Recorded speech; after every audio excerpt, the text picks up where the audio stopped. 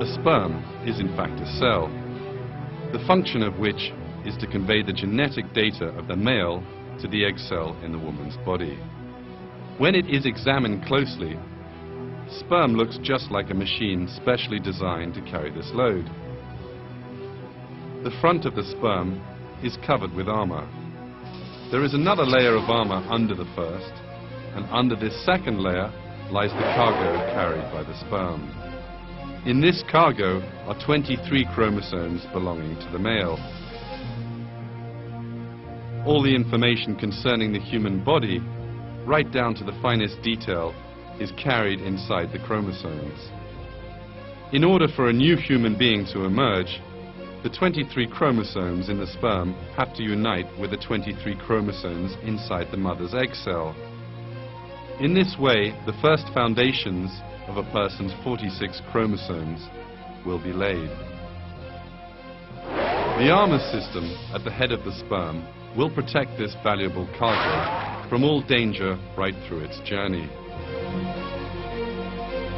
But the design in sperm is not limited to this. There is a very powerful engine in the middle of the sperm. The end of the engine is connected to the tail of the sperm.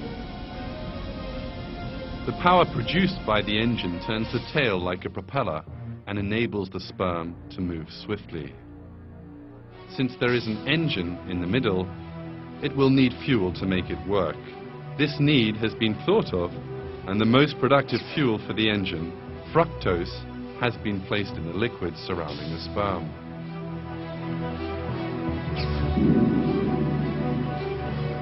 In this way, the fuel for the engine is provided throughout the length of the journey it will undertake.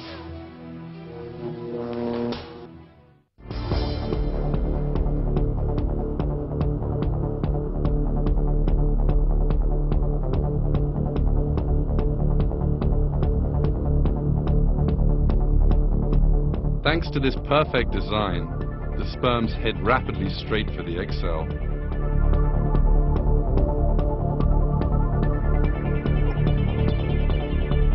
When the length of the sperm and the distance traveled are considered, it emerges that this is relatively as fast as a speedboat.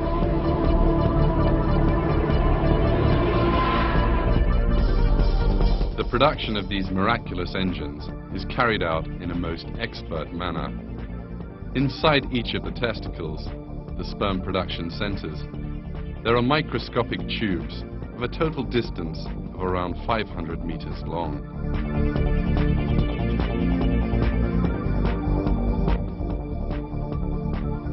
The production inside these tiny tubes works just like the conveyor belt assembly system inside a modern factory.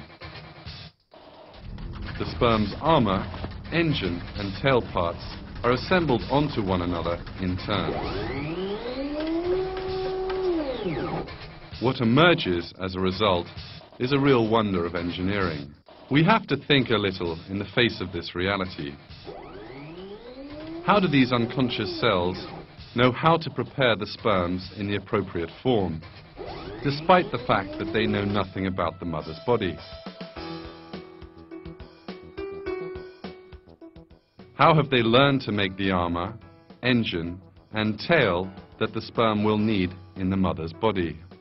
With what intelligence do they assemble these components in the correct order? How do they know that the sperm will need fructose? How have they learned to build an engine that runs on fructose?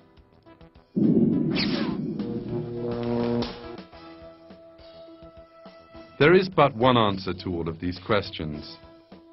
The sperms and the seminal fluid that they are placed in were specifically created by God for the continuation of the human race. Pusule gelmiş olması gerekir. Halbuki şöyle bir düşünürseniz, sperma hücreleri baba organizmasında yapılmaktadır. Görevleri ise anne organizmasında husule gelmektedir. Ve dünya kurulalı beri, yani insanlık aleminin tarihinde hiçbir sperma yaptığı görevden sonra, anne organizmasındaki görevinden sonra baba organizmasına tekrar dönüp kendisini yapan hücrelere neler yaptığını, efendim hangi güçlüklerle karşılaştığını, görevinin ne olduğunu söylemek imkanına sahip değildir. O halde nasıl oluyor da sperma hücresi organizmada mevcut binlerce çeşit hücreden çok çok ayrı bir yapıya sahiptir.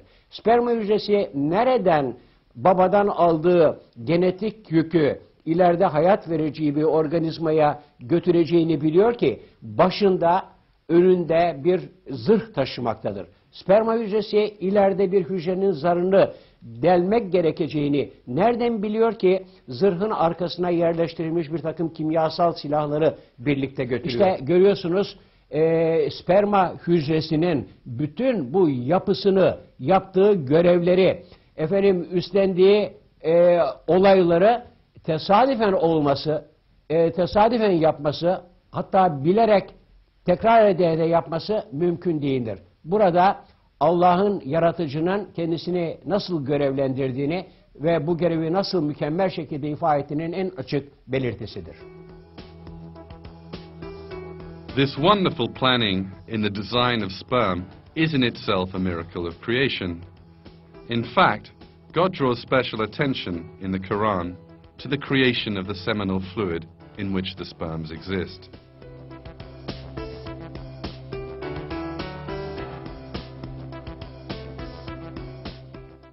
It is we who have created you.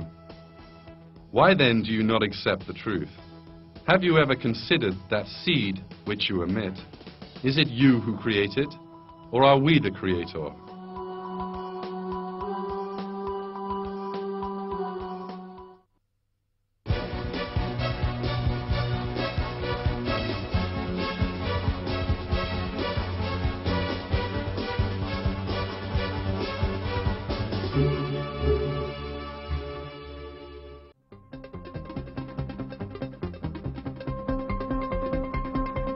Some 250 million sperms at a time are sent to the mother's womb. This number is deliberately kept high because as soon as the sperms enter the mother's body, they find themselves facing lethal dangers. There is a dense mixture of acids in the mother's reproductive organs designed to combat bacteria. This acid mixture is also fatal to sperms. Within a few minutes, the walls of the womb are coated with millions of dead sperms. A few hours later, most of the 250 million sperms will have died.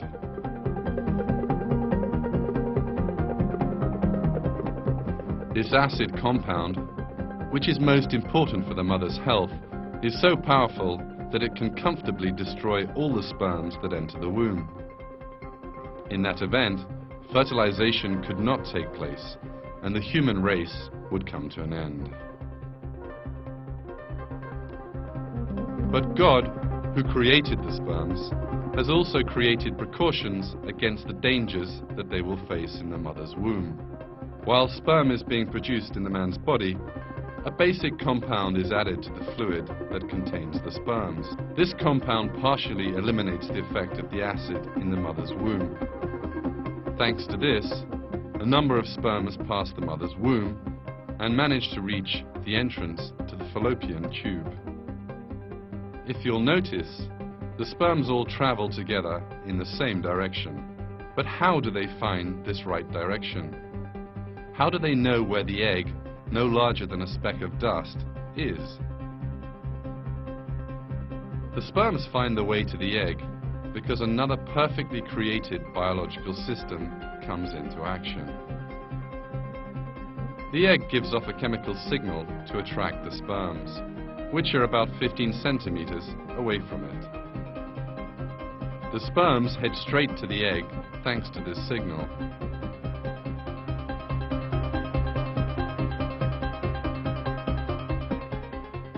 In short, the egg cell, which knows nothing about the sperms and has never come into contact with them before, calls them to it.